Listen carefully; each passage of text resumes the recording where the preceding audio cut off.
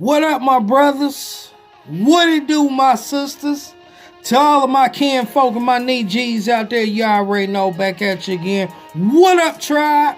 Listen, this episode of Highway Story comes to you courtesy of Gerald Fairbanks, aka Mr. Triple OG. There's a story behind that name too. So, but we ain't gonna talk about that one. But this one right here, between this one and the one with my other big brother, Mr. Larry Liner, LL, them two, they take the cake. they take the cake. Before I go any further, let me say that the men that I have met in the past leading up till now, the ones that I call friends, the ones that I took that friend word out and called them brothers, you know, they have always had my back, always, helping me out, you know, in the trucking industry, telling me, you know, giving me suggestions and whatnot. But it's, you know, like I said, Triple OG, LL Brown. And the crazy thing about it is, you know, with them three, they're all military men.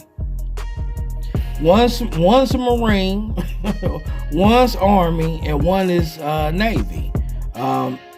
Now, bro, this Navy, I don't really like talking too much about that and whatnot, but let's just say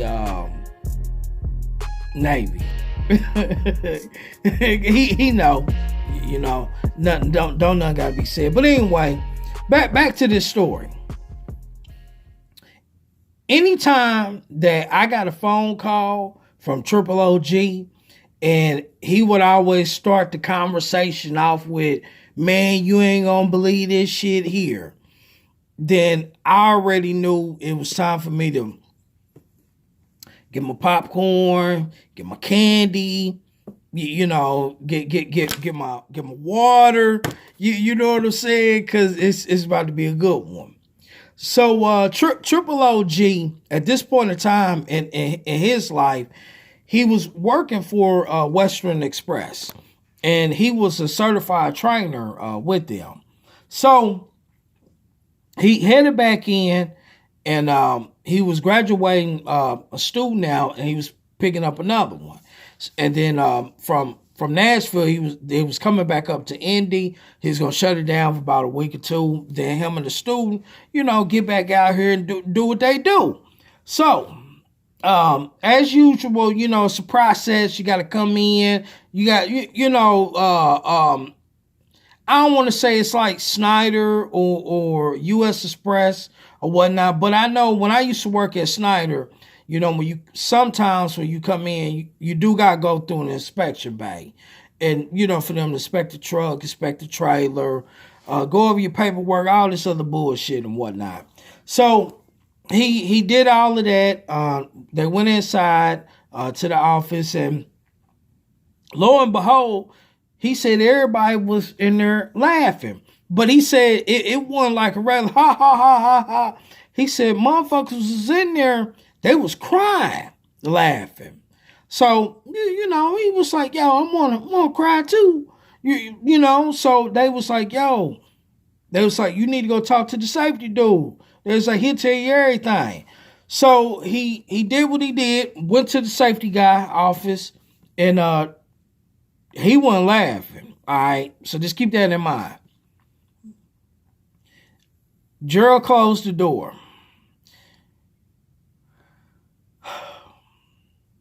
The man said that over there they always try to give people second chances, and I'm not talking about felons. I'm talking about, you know,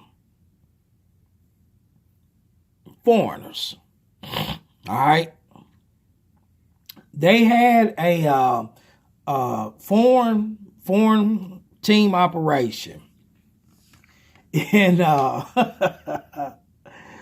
of fact, I'm not even gonna say the word foreigners. I'm just gonna say people that are not native to this land. So they had a not native to this land team operation, and they dispatch loved them. They never stopped. They never no hanging out the truck stop. Never had any complaints from the shippers or even the receivers or anything like that. What was A1, A1. But the key word y'all didn't catch on to, I'm gonna go back to, they never stop. Now, I hope you're human. Well, I hope you know what I mean, have a digestive system, okay? You know, every now and then you gotta stop, pull over, pee, take a shit, whatever the case, but you'll stop. Dispatch said they never stop. So dispatch didn't think anything about it. So the safety man goes in to tell him, Banks, they just never stop. So Triple OG was like, now he was Scorpio, didn't bite his tongue for shit. And he would dare you to jump stupid at him.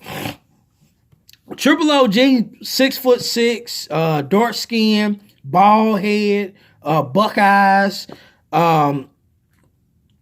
If y'all ever remember the movie Django and the character that Samuel Jackson played, well, that's how Triple OG looked just like that, like real talk, just like that, but bald headed. So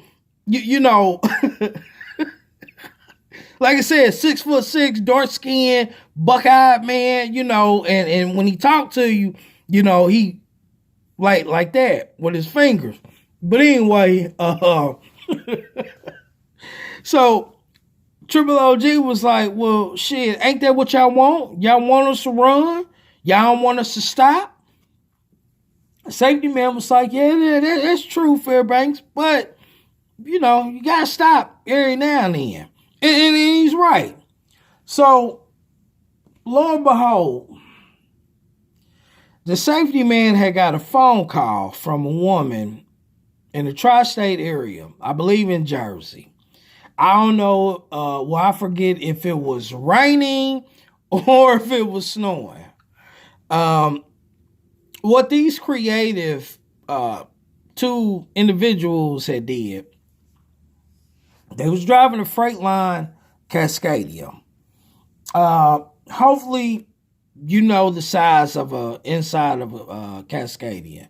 They wind up cutting a hole, kind of like in the back sleeper part. Not towards the seats, but like in the middle and going back towards the back. They cut a hole in the truck, and they took a 5-gallon bucket, cut the bottom of that out, so anytime that they got to pee or shit, they would take the bucket and set it down the hole, and boom, you know what I mean? Shit, basically like your little bathroom, RV thing going on and whatnot.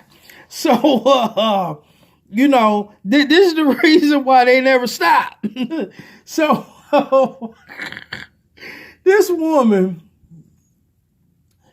just so happened to be driving behind them. Her child is in the car as well. She's driving behind them, and she believes that her child has shitted on theyself. So she's really not paying attention to the truck and to the unit. Now, when I say unit, I'm talking about the semi-truck and the trailer connected together, okay? She's not really paying too much attention to the unit. like I said, it's either snowing or it's raining. So you quote unquote, you have water, that's coming down. So as she's still following behind them, something wound up splattering her windshield.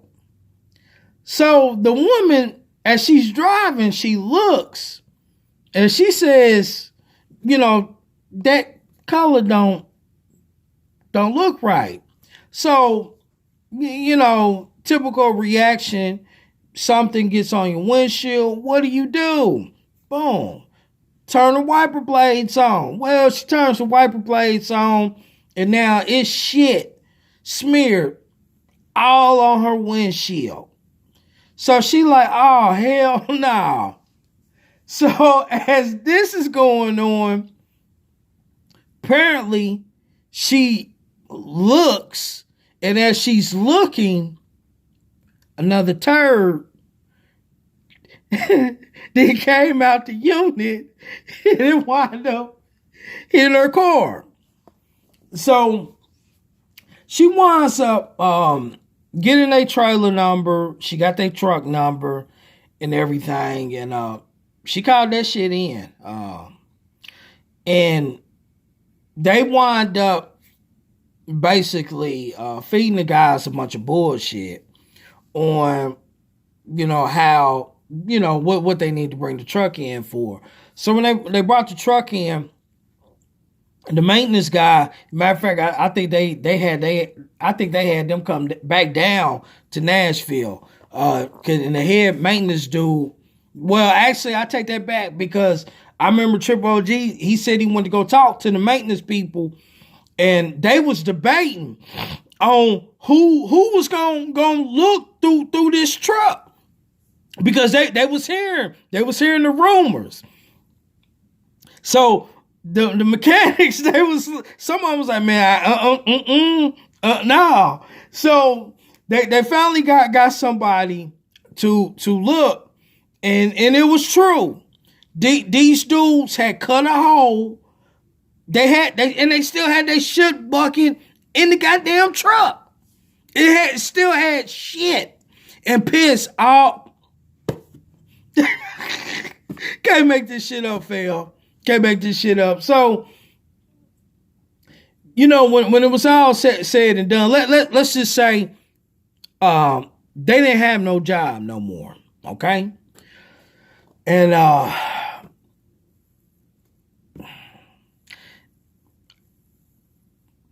as bro was sitting up here telling me all this, I couldn't do nothing. I was just crying. I was crying. So this is the first one. It's many, many more. Hey, as always, fam, peace, love, and joy. Holla. What it do, fam? If you like the content that I'm putting out for Highway Stories, make sure you comment, like, subscribe, and share. And as always, peace, love, and joy. Holla.